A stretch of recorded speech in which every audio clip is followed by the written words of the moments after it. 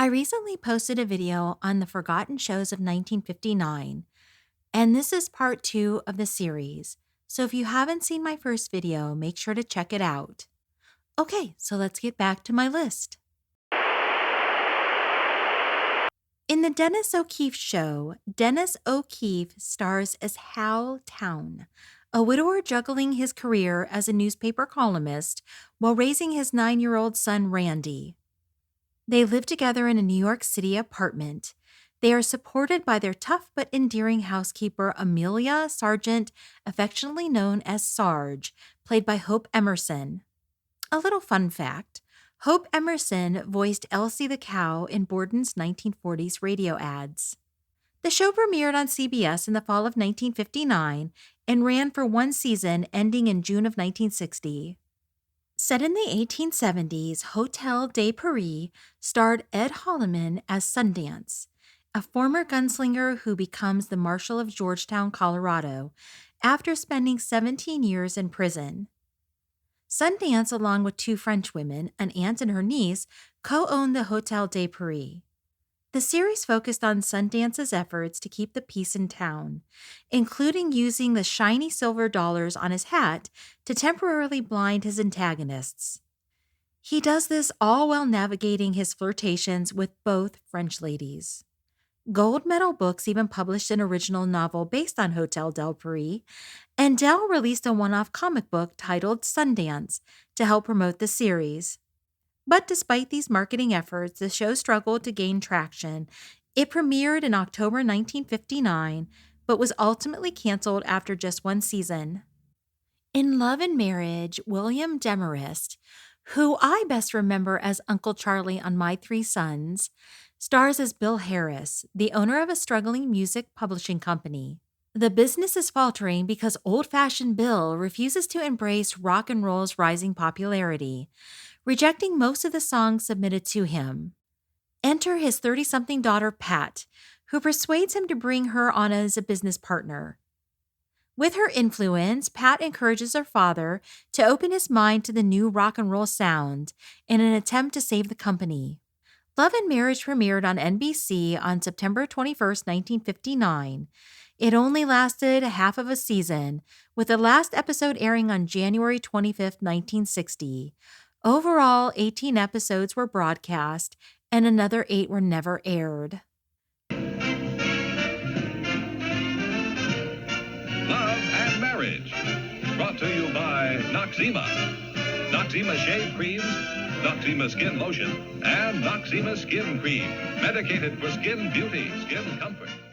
Johnny Ringo was loosely based on a real-life outlaw who famously crossed paths with Doc Holliday and Wyatt Earp. While the CBS series shares his name and is set in the 1800s Wild West, it takes significant creative liberties and bears little resemblance to the real-life Johnny Ringo. In this fictionalized version, Johnny Ringo trades in his lawless past to become the 27-year-old sheriff of the fictional town of Velarde in Arizona Territory. We've been looking forward to meeting you, Ringo. Famous gunslinger like you.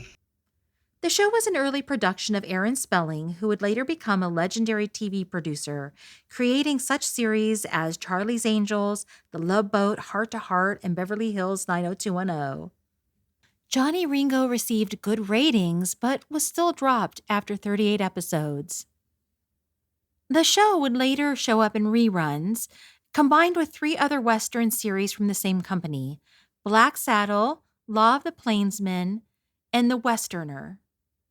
In 1959, Men into Space was set in the future, with subtle hints suggesting that the timeline was somewhere between the mid-1970s and the mid-1980s. While the show featured several recurring characters, it focused primarily on one central figure, Colonel Edward Macaulay, an experienced astronaut who had participated in the most significant space missions over the previous decade. The series often explored technical and human challenges that engineers and space planners anticipated, giving viewers a glimpse into the potential future of space exploration. A paperback book of the TV series was published in 1960 And the Ideal Toy Company released a toy space helmet styled after the one Colonel Edward Macaulay wore. The series premiered on CBS on September 30th, 1959, and was canceled after only one season. Tightrope starred Mike Connors as an undercover police officer known only as Nick. His true identity was a closely guarded secret known only to his immediate superior on the police force. This anonymity put Nick in constant peril from both the criminals and law enforcement agents who were unaware he was on the side of the law. As a result, Nick finds himself in danger from both the good and the bad guys, walking a metaphorical tightrope between good and evil, which adds to the show's suspense. Tightrope premiered on September 8, 1959, and was canceled after only one season despite its popularity. Mike Connors stated in an interview that the show's primary sponsor dropped Tightrope when it was moved to a different time slot, which caused the demise. Nearly a decade later, Mike Connors would go on to play Joe Mannix in the very successful CBS detective series Mannix. The Man in the Challenge starred George Nader as Dr. Glenn Barton, a former Marine who is a research scientist and physician for a U.S. government agency called the Institute of Human Factors, who study the endurance of the human body under conditions of extreme stress.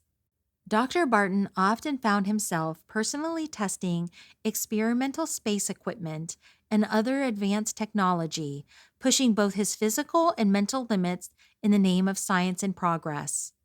The reviews weren't great, and it was up against Leave It to Beaver. The series premiered on NBC in the fall of 1959 and lasted for only one season. Peck's Bad Girl centered around the mischievous adventures of 12-year-old Tori Peck as she navigated growing up and her relationship with her family. Patty McCormick, best known for her chilling role as Rhoda Penmark in The Bad Seed, played the lead role of Tori. The show's title was inspired by the Peck's Bad Boy books that originated in the 1880s. What set the series apart was Tori's habit of breaking the fourth wall. She would occasionally step in front of a black screen to speak directly to the audience, offering her personal thoughts and commentary on the unfolding events. Peck's Bad Girl premiered in May of 1959, but had a disappointing reception, leading to its initial cancellation after just a few months. CBS gave the series a second chance, airing it again during the summer of 1960, but unfortunately, the results were the same. The show failed to gain traction with audiences and was ultimately canceled after only 14 episodes. Today, there's a new word for modern in pickup truck design. It's Fordward. That's the way you'll go in new Ford trucks for 1959. Go Fordward in style in the all-new Ford Ranchero.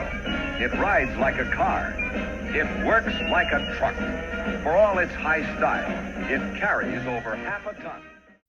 The Troubleshooters followed Kodiak, a seasoned construction engineer who had served as a troubleshooter for a heavy construction firm for several years.